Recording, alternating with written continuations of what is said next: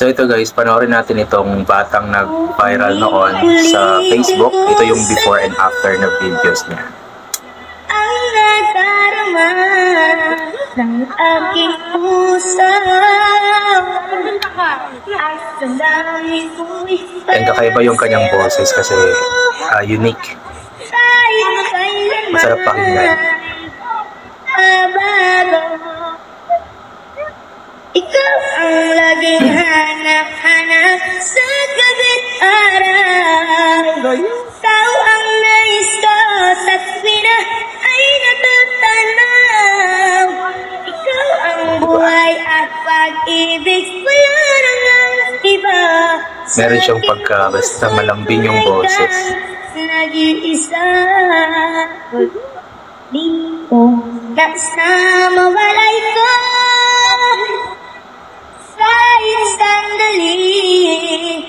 So yung kantang nag-viral niya is yung kantang Sa Aking Puso ni Ariel Rivera. Saan pa ang liblib ko matatagpo ay larawan mo. Ikaw ang laging hanap-hanap sa gabi't araw. Ikaw ang nag-isa sa tuwina ay natatanaw. Ikaw ang buhay at pag-ibig, wala nang iba. Sa aking puso'y tuloy kang nag-iisa. So yun po yung kanta niya na nag-viral way back 2023 yata. Yung Sa Aking Puso. So ngayon naman is panoorin natin yung kanyang recent na kanta. Natumahan Ka Na. Yan, panoorin natin kung ano yung pagkakaiba. Bakit ka lagi kang ganyan? Patarili ng aawa at laging lumaan. Hanggang kailan mo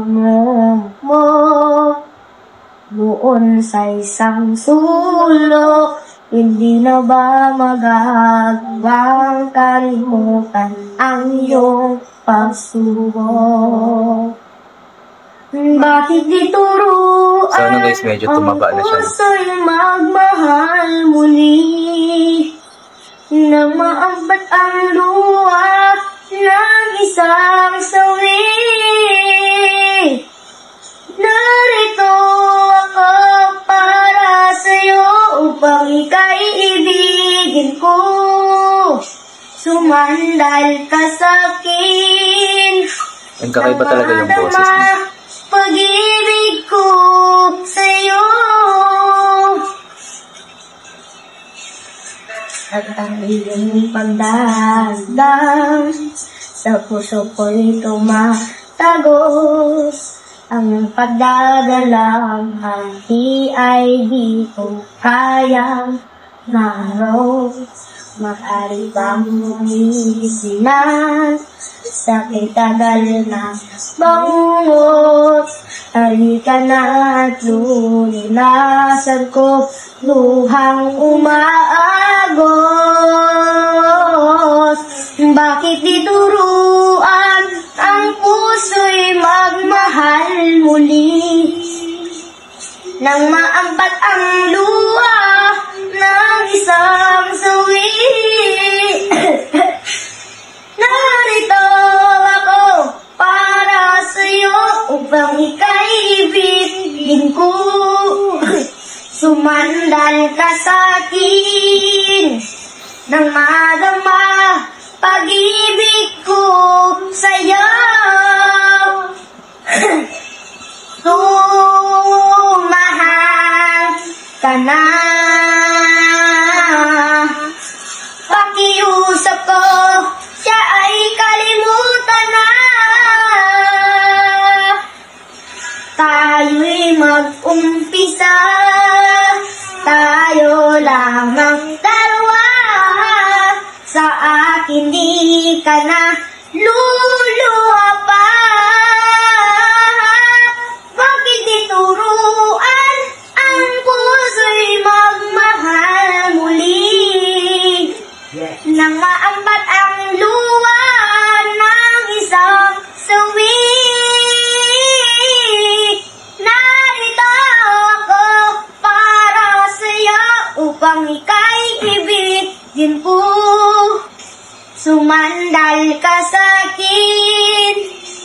nang madama pag-ibig ko sa'yo.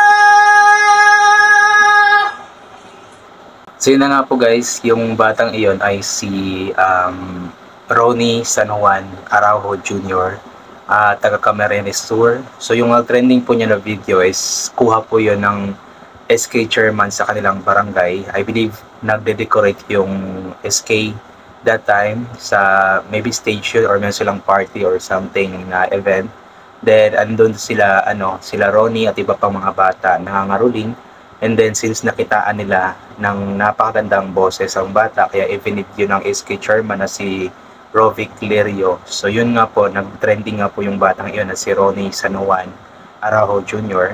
Then pagkatipas ng mga ilang months, yun nga po yung video niya, yung kumanta siya ng Tumahan Ka Na, so medyo tumaba na nga po siya.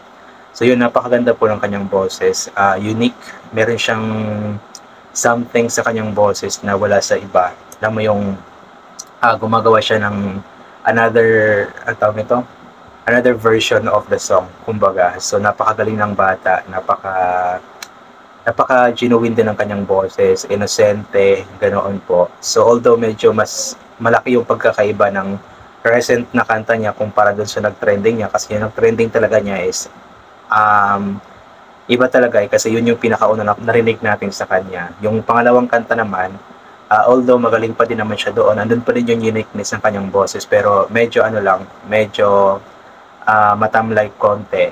Depende siguro sa song din kasi medyo matamlay din yung song, kaya ganoon po. Pero overall naman is magaling yung bata. And we'll hope na sana suportahan natin siya. Ronnie San Juan Araujo Jr. po yung kanyang Facebook account. So suportahan po natin siya.